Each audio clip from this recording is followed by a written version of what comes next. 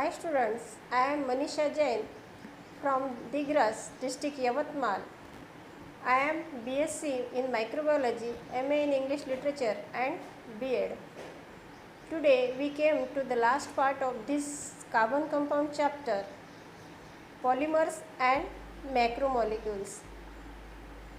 I made this chapter in 6 parts and all these 6 parts are available on EasyTest channel, as well as you can search my YouTube channel Tech Vidya. The link is given below in my description box. So let's start our video, polymers and here macromolecules. Macromolecules means this is part 6 of this chapter 9.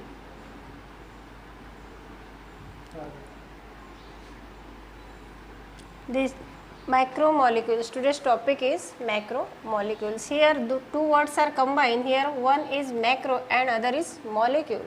Here macro means very large and opposite to macro is a word micro, means small. In simple way, we can say that macromolecules means a very large molecule, and exactly opposite word for macro is micro. We already studied in introduction to microbiology about the organisms that cannot see with the naked eyes. म्हणजेच असं याचा अर्थ असा की मायक्रोमध्ये फार small ऑर्गॅनिझमचा study करायचा असतो जो आपल्याला नेकेड आईजने दिसत नाही, त्याला कंपाऊंड मायक्रोस्कोप खालीच बघावं लागतं. परंतु लार्ज मॉलिक्यूल मॅक्रोमॉलिक्युल्स हा याच्या अगदी अपोजिट आहे. It can be seen only by our naked eyes and it is very large in size. Let's read the definition of this macromolecules. The giant carbon molecule formed from hundreds of thousands of atoms are called macromolecules. Here the word giant carbon is used. Giant means also very huge or large. Giant carbon molecule. This word is important in this definition. Giant means very large carbon molecule formed from the hundreds of thousands of atoms, and that is what? That is macromolecules. Or in other way we can say that a very large molecule formed by repeated linkage of small subunits in specific order. A very large molecule, here the word also is used, very large means very large molecule formed by, कशामुळे form झाला? Repeated linkage of small subunits. Repeated म्हणजे ते repeat जी link असते ती सबयुनिट्सची link जी repeat करून जो large molecule form होतो त्याला मॅक्रोमॉलिक्युल्स म्हणतात. For example DNA. DNA is a polymer of इथिन. Now we come to the types of these macromolecules. First is natural and second is man-made. Man-made macromolecules and natural macromolecules, or it is also called synthetic macromolecules. Now in natural molecules, polysaccharides,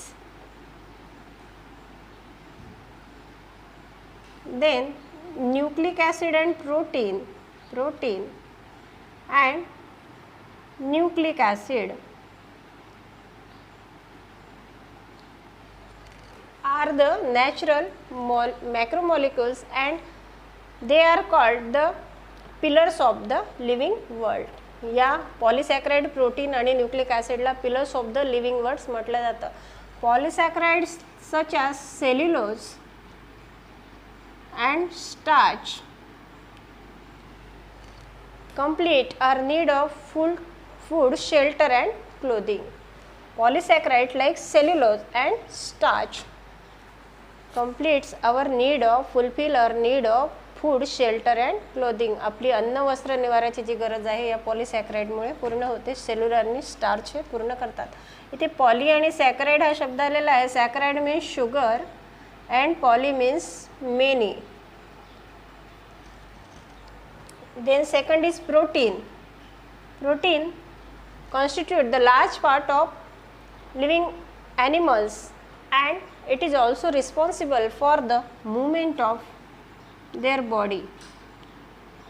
Protein is responsible for the movement of their body and also physiological process.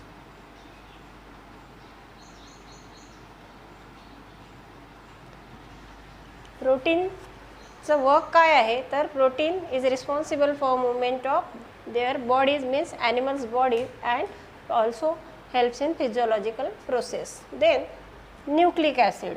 Nucleic acid is responsible for heredity at molecular level.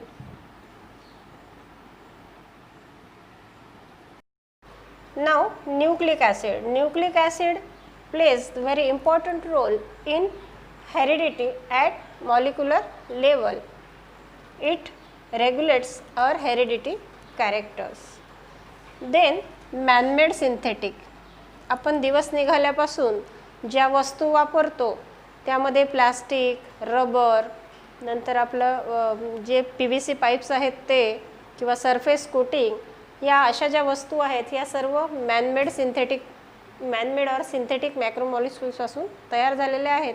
Man-made मॅक्रोमॉलिक्युल्स तयार करण्याची गरज काय होती? Manmade macromolecules are first made in laboratory and in the factory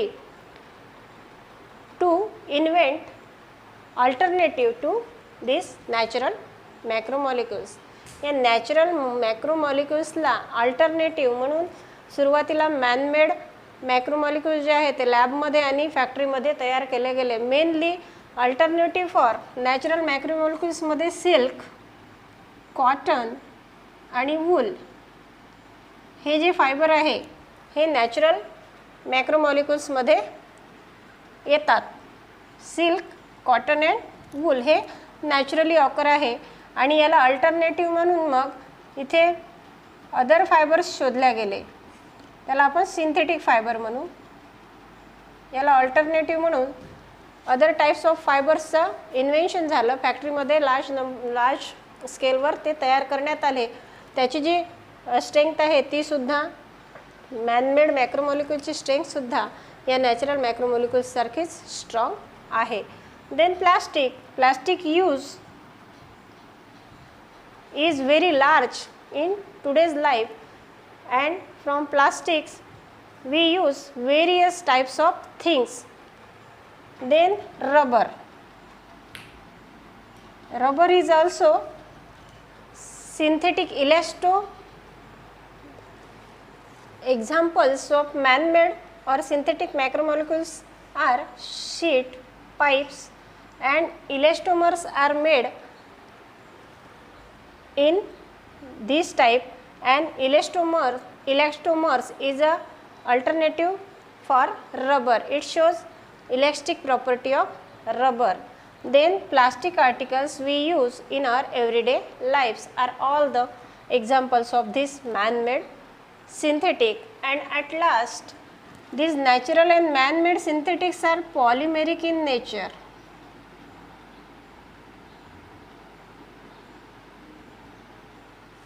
natural आणि man-made synthetic जे आहे ते नेचरमध्ये polymeric आहे. याचा अर्थ काय की अनेक ज्या मोनोमर्स आहेत ते जोडून आपण हे फायबर्स किंवा हे मॅक्रोमॉलिक्युल्स तयार करतो. तर आता हा पॉलिमेरिक शब्द आहे हा पुढे आपण सुरुवातीला पॉलिमरची डेफिनेशन पाहू आणि मोनोमर कशाला म्हणतात त्यानंतर तुम्हाला पॉलिमेरिक हा शब्द समजण्यास मदत होईल. मॅक्रोमॉलिक्युल्स R polymeric in nature means what is mean by polymers. तो पॉलिमर्स काय आहे? पॉली आणि मर इथे दोन शब्द आलेले आहे. Poly means many and mer means unit. Poly means many and mer means unit. This two words combine and make the word polymers. Definition: a macromolecules formed by regular repetition of a small unit.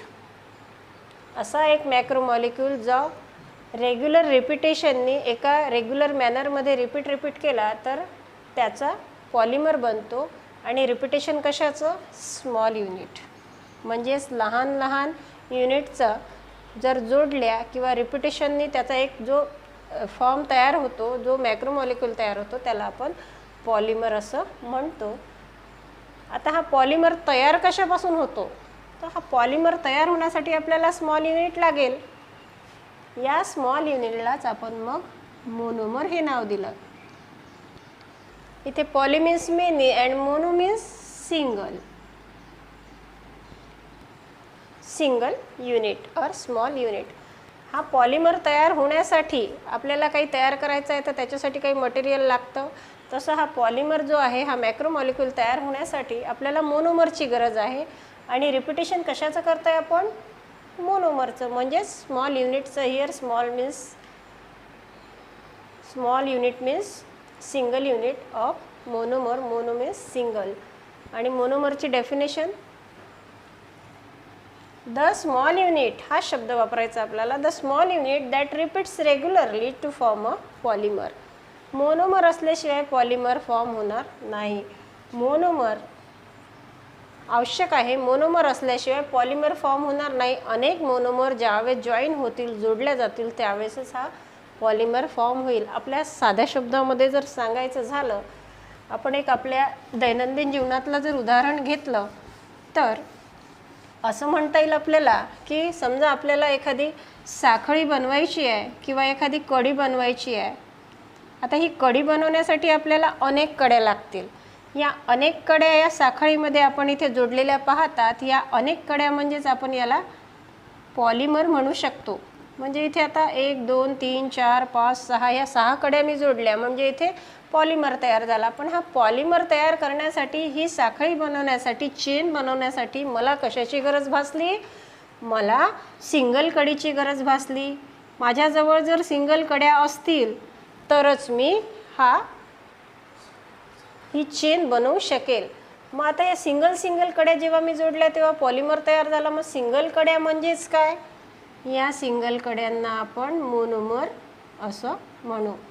Monomer असं म्हणू. दुसरं एक example आपल्या daily लाईफमधलं घ्यायचं झालं तर आपण फुलांचा हार करतो. फुलांचा ज्यावेळेस आपण हार बनवतो त्यावेळेस हार अशा प्रकारे आपण इथे मी आता रफली डायग्राम काढते आहे.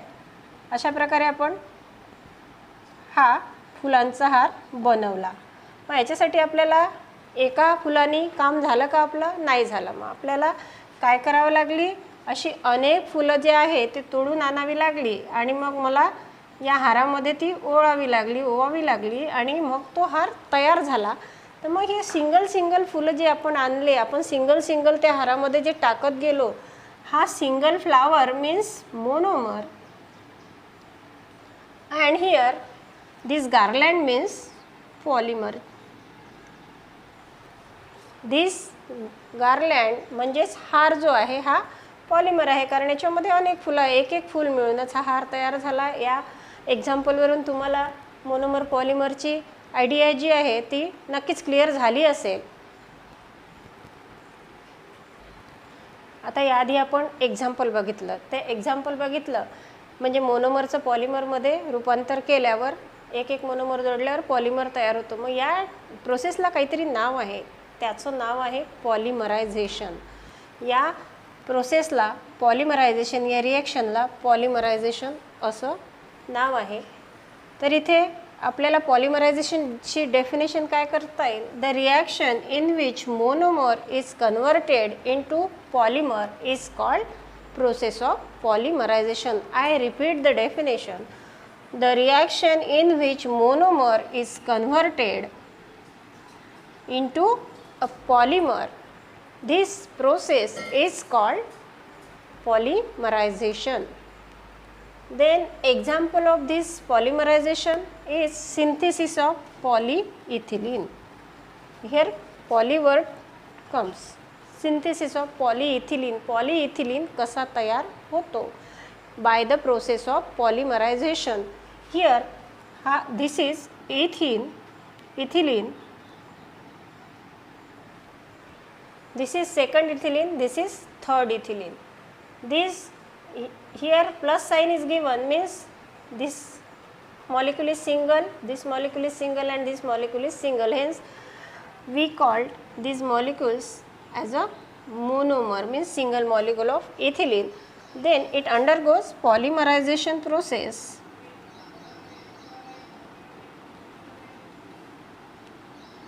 या इथिलीनचं पॉलिमरायझेशन झालं आणि मग त्यापासून हे दोन कार्बन, हे दोन कार्बन, हे दोन कार्बन, अशा प्रकारे याची चेन तयार झाली आणि हायड्रोजनची सुद्धा. तर इथे काय तयार झाला? Polyethylene. Polyethylene by which process? By the process of polymerization. Then next part is table is given to your textbook. Let us study this table. In this table, name of the polymer, constituent monomer, structural formula of the polymer and uses are given. First is polyethylene. Polyethylene आपण वरच तयार केला, त्याचा monomer जो होता तो होता ethylene CH2 double bond CH2. Then structural formula is given in this third column. Uses of polyethylene, where it uses carry bags and sport wears for making carry bags. जे आपण डेली लाईफमध्ये carry bags वापरतो त्याला आपण polythene म्हणतो, तर ते polythene नसून त्याचा स्पष्ट उच्चार पॉलीइथिलीन आहे. Then polystyrene. Polystyrene is monomer and it uses in making of thermocol articles. Then third is polyvinyl chloride, short form PVC. Monomer is vinyl chloride and it uses in making PVC pipes, doormats, tubes and bags in hospital kits. Polyacrylonitrile. Monomer of this is acrylonitrile and it is used for making winter clothing and blankets. Winter clothing means हिवाळ्यामध्ये वापरायचे कपडे आणि blankets बनवण्यासाठी ॲक्रिलोनायट्राइल या मोनोमरपासून polyacrylonitrile बनवल्या जातं. Then Teflon. Teflon is use in our kitchen for making nonstick cookware. आपल्या घरामध्ये जे नॉनस्टिक डोसा तवा किंवा नॉनस्टिक बाकी काही जी भांडी असतात ज्याच्यामध्ये पदार्थ खाली बुडाला लागत नाही किंवा जळत नाही, तर तो या टेफ्लॉनच्या कोटिंगमुळे तो जळत नाही. तर हे टेफ्लॉन जे आहे हे नॉनस्टिक कुकवेअर बनवण्यासाठी वापरतात. याचा मोनोमर आहे tetrafluoroethylene. Then last is polypropylene. Polypropylene monomer is also polypropylene and it is used for making injection syringe in medical and furnitures. Then our next topic is homopolymer and copolymer. हा table पाहिल्यानंतर आपण सर्वच जो table पाहिला त्याच्यामध्ये polymers दिले होते आणि पॉलिमर्स ते रिपीट झाल्या, त्याचा एक मोनोमरचा कॉन्स्टिट्युएंट दिला होता आणि ते मोनोमर रिपीट झाल्यानंतर त्याच्यापासून पॉलिमर तयार झाला. मग त्याला एक नाव आहे होमोपॉलिमर. होमोपॉलिमर मीन्स काय? A polymer made from same type of monomer. असा एक पॉलिमर जो सेम मोनोमर वापरूनच तयार झालेला आहे, म्हणून त्याला आपल्याला म्हणता येईल a molecule form by repeated linking of same type of monomer. एकच मोनोमर जो आहे तो रिपीट केल्यानंतर जे फॉर्म होतं त्याला होमोपॉलिमर म्हणायचं आहे. एक तर तो पॉलिमर तयार झाला आणि दुसरा होमो आहे म्हणजे सेम टाईप मोनोमर वापरला गेला म्हणून त्याला होमोपॉलिमर. एक्झाम्पल आपण आता वर जे पाहिलं होतं तेच पॉलीइथिलीन जो आहे तो इथिलीन मॉलिक्यूल तयार करून त्याचा पॉलीइथिलीन तयार झाला. पण इथे इथिलीनच मॉलिक्यूल आपण तिथे 3 वेळा वापरला त्या रिॲक्शनमध्ये म्हणून ती सेम टाईप होती म्हणून इथे पॉलीइथिलीन तयार झाला. It is example of homopolymer. Then second is copolymer. आता कोपॉलिमर काय आहे? ज्यावेळेस मोनोमरपासून पॉलिमर तयार होतो त्यावेळेस असं काही नेसेसरी नाही की एकच प्रकारचे मोनोमर वापरल्या जातील. मग एकाच प्रकारचे मोनोमर न वापरता जर एक किंवा 2पेक्षा जास्त टाईपचे मोनोमर त्या पॉलिमर तयार करण्यामध्ये वापरले गेले तर त्याला आपण कोपॉलिमर म्हणू, कारण त्याच्यामध्ये 2 किंवा त्यापेक्षा जास्त linkage of 2 or more monomers म्हणजेच त्याच्यामध्ये दोन किंवा जास्त, दोनपेक्षा जास्त जे मोनोमर्स आहेत ते वापरल्या जाऊन त्याची लिंक बनवल्या जाते, त्याची साखळी बनवल्या जाते. मग हे दोन आणि त्यापेक्षा जास्त म्हणजे त्यांच्या कॉम्बिनेशनमध्ये बनल्यामुळे याला कोपॉलिमर असं नाव दिलेलं आहे. आणि याचं एक्झाम्पल बघाल तर PET. इथे PETमध्ये पॉलीइथिलीन हा एक मोनोमर आणि दुसरा आहे टेरॅफ्थॅलेट.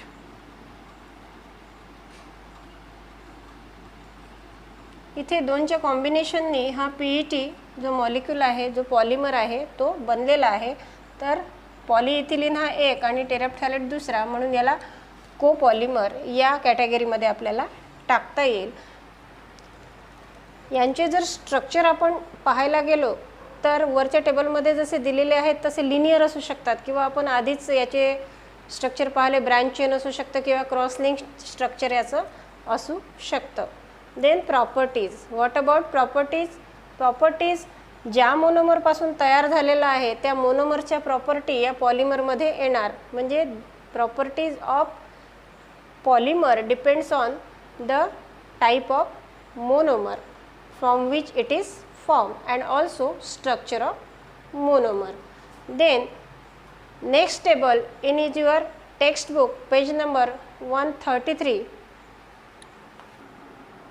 In table number 9.28 on page number 133 the composition of main natural polymers is given. Let's read this table. First column is of polymer. Here name of the polymers is given. Then second column is of name of the monomer is given in the second column, and the third column is occurrence. ते कुठे सापडतात किंवा त्यांचा source काय आहे, तर हे आपल्याला जस्ट रीड करायचं आहे. Polymer first is polysaccharide. Name of the monomer is glucose. Occurrence is in the starch. Then cellulose. Name of the monomer is glucose. Its occurrence is in wood, that is cell walls of plant cells. Then third is protein. Monomer is alpha amino acid. It occurs in muscles, hairs, enzymes, skin and egg. Fourth is DNA. Nucleotide base deoxyribose phosphate. Occurs in chromosomes of animals. Then RNA. Nucleotide base ribose phosphate. Here DNA means DO इथे लावायचं आहे आणि इथे RNA आहे म्हणजे इथे रायबोज, आणि इथे DO लावल्यानंतर डिऑक्सीरायबोज. डिऑक्सी हा शब्द लावायचा आहे आणि इथे रायबोज हा शब्द लावायचा आहे, डी काढून टाकायचा आहे. It occurs in RNA occurs in chromosomes of plants. Then rubber. Rubber occurs in latex of rubber tree. रबराच्या झाडापासून जो द्राव तयार होतो किंवा तो आपल्याला बाहेर दिसतो, स्राव असतो, त्याला आपण लॅटेक्स म्हणू. याचा मोनोमर आहे आयसोप्रीन. यानंतर लास्टमध्ये तुम्हाला यूज युअर ब्रेन पॉवरमध्ये दोन जे क्वेश्चन्स दिलेले आहेत ते तुम्ही या टेबलचा यूज करून होमोपॉलिमर आहे, write the structural formula of homopolymer form from them. याचा स्ट्रक्चरल फॉर्म्युलामध्ये थोडा चेंज करायचा आहे, होमोपॉलिमर करायचा आहे. म्हणजेच इथे तुम्हाला एकाच प्रकारचे पॉलिमर वापरून स्ट्रक्चर काढायचं आहे. In this way here we come to the end of this chapter and let us have a look at what is important part in this chapter. सुरुवातीला आपण जे यामध्ये इम्पॉर्टंट तसा हा चॅप्टर सर्वच आहे, पण मेनली ज्यावर आपल्याला स्ट्रेस करायचा आहे किंवा जे आपल्याला रिपीट वाचायचं आहे त्याचा एक आउटलुक आपण बघू. यामध्ये नेमली कार्बन वर्सेटाईल नेचर, म्हणजे याच्यामध्ये सायंटिफिक रिजनसुद्धा येऊ शकते की कार्बनला वर्सेटाईल नेचर आहे असं का म्हटलं जातं, किंवा मग प्रूव्ह करा की कार्बन हा टेट्राव्हॅलंट का आहे. आणि नंतर त्याचं जी बॉन्डिंग आहे स्टार्टिंगला दिलेलं की तो आयोनिक बॉन्ड का फॉर्म करत नाही आणि कोव्हॅलंट बॉम्ब का फॉर्म करतो याच्यावर सुद्धा थोडा तुम्हाला सायंटिफिक रिझन विचारण्याची शक्यता असते. त्यानंतर वर्सेटाईल नेचर, यानंतर IUPAC नेमिंग जे आहे, IUPAC naming is the most important part in this chapter and it is the base for 11th and 12th standard. Hence IUPAC naming हे आपल्याला करूनच ठेवायचं आहे. आणि त्यामध्ये जो टेबल दिलेला आहे की कशाप्रकारे सुरुवातीला दिलेलं आहे की कशाप्रकारे कार्बन प्रेझेंट आहे त्यावर त्याचं नेमिंग आहे. जसं फर्स्ट एक कार्बन असेल तर मिथेन आहे, 2 असेल तर इथेन आहे, 6 कार्बन असेल तर हेक्झेन आहे, 10 असेल तर डेकेन आहे. डेकेनपर्यंतच तुम्हाला याच्यामध्ये आहे. तर हा टेबल आपल्याला चांगलाच पाठ करून ठेवायचा आहे, कारण IUPACमध्ये याचं आपल्याला काम आहे. आणि IUPAC नेमिंग शिकल्यानंतर आपल्याला त्यावर क्वेश्चन्स एकतर स्ट्रक्चरल फॉर्म्युला ओळखा, म्हणजेच त्याचं नाव ओळखा, किंवा मग नाव दिलेलं राहील त्याचा स्ट्रक्चरल फॉर्म्युला लिहा, अशा प्रकारचे क्वेश्चन येतात. त्यानंतर आपण याचे स्ट्रक्चर पाहिले, ब्रँच चेन, रिंग फॉर्म आणि स्ट्रेट चेन हे स्ट्रक्चर पण पाहिले. त्यानंतर आपण chemical properties of this carbon कंपाऊंड्समध्ये जे 4 रिॲक्शन पाहिले, हे रिॲक्शन आपल्याला सर्वच करायचे आहेत, कारण कुठल्याही प्रकारे कशासोबत काय रिॲक्ट झालं किंवा कंबशन झालं तर काय फॉर्म झालं ही रिॲक्शन लिहा, किंवा मग ऑक्सिडेशन झालं तर काय फॉर्म झालं ही रिॲक्शन लिहा, किंवा ऑक्सिडेशनमध्ये जे ऑक्सिडायझिंग एजंट्स आहे कोणते वापरले जातात, अशा प्रकारचे प्रश्न तुम्हाला त्यामध्ये विचारू शकतात. ॲक्टिव्हिटीज दिलेल्या आहेत तुम्हाला प्रत्येक रिॲक्शनमध्ये, म्हणजेच oxidation, combustion, addition and substitution 4ही प्रकारचे रिॲक्शन जे आहे ते रिॲक्शन तुम्हाला थोड्या रिपीट डोळ्याखालून घालायचे आहेत. त्यानंतर लास्ट पार्ट होता आपला कोपॉलिमर अँड मॅक्रोमॉलिक्युल्स. मॅक्रोमॉलिक्युल्सचे एक्झाम्पल किंवा मग मॅक्रोमॉलिक्युल्सचं जे डेफिनेशन, त्यानंतर पॉलिमर, कोपॉलिमर, होमोपॉलिमर याचा डिफरन्स, आणि या टेबलमध्ये जे दिलेलं आहे ते आपल्याला कुठला मोनोमर वापरला जातो, कुठे मिळतात, या MCQमध्ये सुद्धा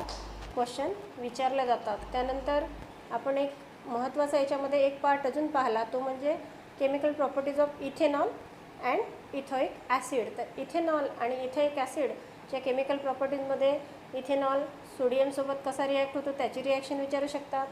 त्यानंतर इथेनॉइक ॲसिडला काय म्हणतात, ग्लेशियल ॲसिटिक ॲसिड का म्हणतात, विनेगरसाठी किती % यूज केलं जातं हे सुद्धा MCQमध्ये विचारलं जातात. आणि most important in this chemical properties is esterification reaction. Esterification reaction ही इम्पॉर्टंट आहे. याच्यामध्ये इस्टरिफिकेशनची रिॲक्शन कधी कधी विचारतात, किंवा मग त्याची जी प्रोसिजर आहे ती प्रोसिजर जी आहे ती तुम्हाला लिहायला ॲक्टिव्हिटीच्या रूपाने विचारतात, किंवा मग esterification reaction write a short note on esterification reaction असा एक क्वेश्चन असतो. त्यानंतर सॅपोनिफिकेशन आहे.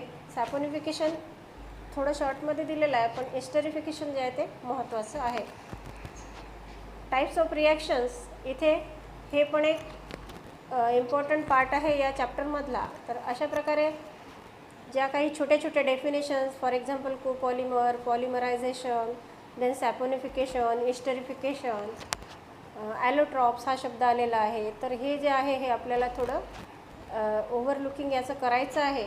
आणि एक मी तुम्हाला असं सांगायचं आहे मला की आपण एवढं केलं किंवा मग वाचलं म्हणजे आपला सायन्सचा स्टडी कंप्लीट झाला असं नाही, कारण आजकाल क्वेश्चन्स जे आहे ते MCQसाठी आपल्याला जो चॅप्टर आहे तो 1 ते 2 वेळा रीडिंग करणं गरजेचं आहे. आणि चॅप्टर रीडिंग केल्यावरच आपल्याला नुसते एक्झरसाईज करून चालणार नाही, तर चॅप्टर रीड केल्यानंतरच आपल्याला चॅप्टरमध्ये जे छोट्या छोट्या रिॲक्शन किंवा गोष्टी दिलेल्या आहेत ते आपल्याला समजतात. म्हणून रीडिंगवर जोर द्या, आणि रीडिंग फार महत्त्वाचं आहे. Thanks for watching. I hope you like this video and it will help in your study. Bye bye.